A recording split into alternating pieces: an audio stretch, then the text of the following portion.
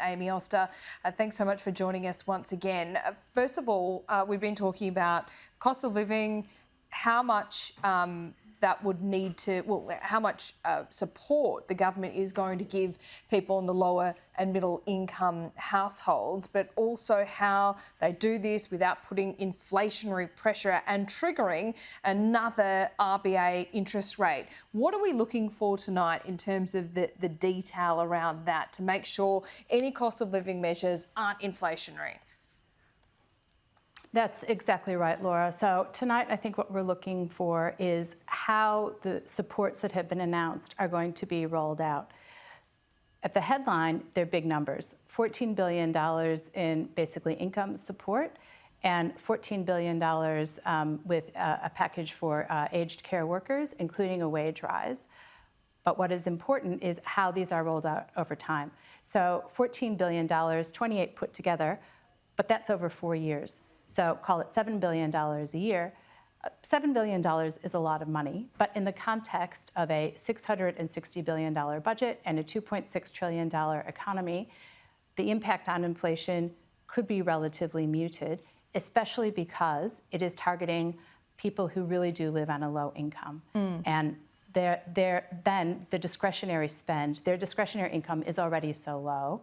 If you're getting another $3, $5 a week and you're struggling to make ends meet, it's hard to think that this is going to contribute to inflation. So the devil really is in the detail.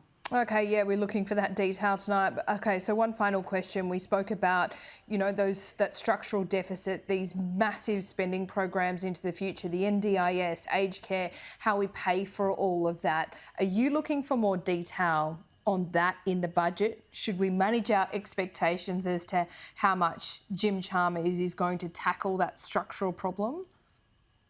Yeah, there's two things I'm looking for in this budget long term, Laura.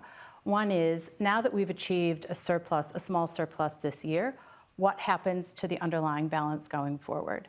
So we know there are spending pressures in the budget. You've just listed some of them.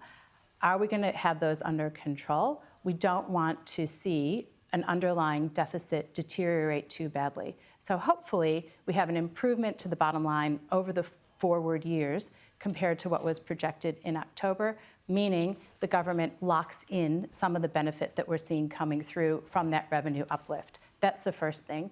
The second thing is, how are we going to tackle, from a structural perspective, the things that are actually contributing to our inflation problem?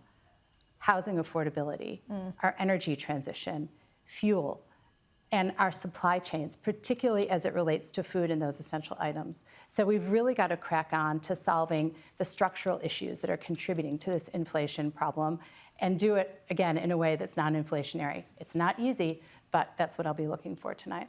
Amy Auster, thanks so much for your time. Take two, we got there. Thanks.